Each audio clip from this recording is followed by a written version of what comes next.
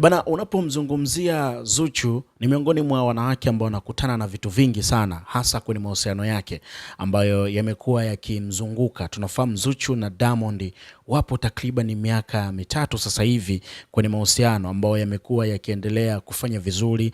Kuna ups and down nyingi tu ambazo zimekuwa zikitokea, lakini wamekuwa wakipambana na mpaka wakaja kufanikisha kupata ndoa, wakafunga ndoa kimya kimya na mambo yakakaa vizuri. Sasa tunajua wanawake wengi sana wanatamani kuwa na Diamond Platinum, sio?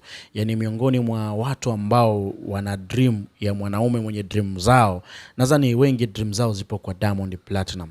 Asilimia kubwa watu wengi wanatamani kuwa hivyo. Lakini cha kushangaza zaidi kwa maneno ambayo aliandika Zuchu, ameandika maneno ambayo of course yanaweza kufikirisha, lakini si jambo la ajabu sana, lakini lina maana kubwa sana kwa kile alichokiandika kutoka huko Snapchat. Sasa Zuchu kaandika ujumbe unasema hivi: mwanzo nilikuwa na wafikiria sana wadada kwamba wao watanipokonya, lakini nilichokuja kugundua kumbe hadi wanaume nao wana wivu. Jamani, mnanionea wivu wanaume, mnanionea wivu kwa mwanaume wangu. Acheni hizo jamani, sio vizuri na Mungu hapendi.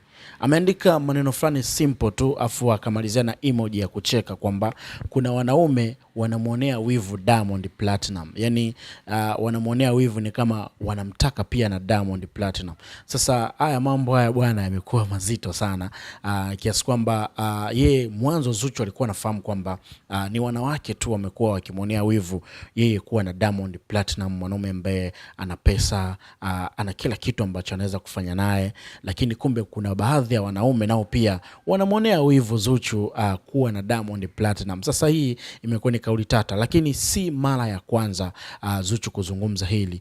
Kama unakumbuka pia mama yake na Zuchu, Khadija Kopa, alizungumza kwenye moja kati ya interview pale Jambo FM, ambapo alisema kwamba Zuchu yuko na mwanamuziki star namba 1 Afrika, I mean kwamba East Africa, ambaye anapendwa na watu wengi, lakini pia anatamaniwa na watu wengi, na si kwa wanawake bali hata pia kwa wanaume. Alizungumza hayo maneno kwenye interview kama wiki moja iliyopita, lakini Zuchu pia naye pia amekuja kuyarudia hayo kwamba alikuwa anajua ana wanawake wenzake ndio wanamuonea wivu, lakini this time around hata wanaume pia wanamuonea wivu yeye kuwa na Diamond Platinum.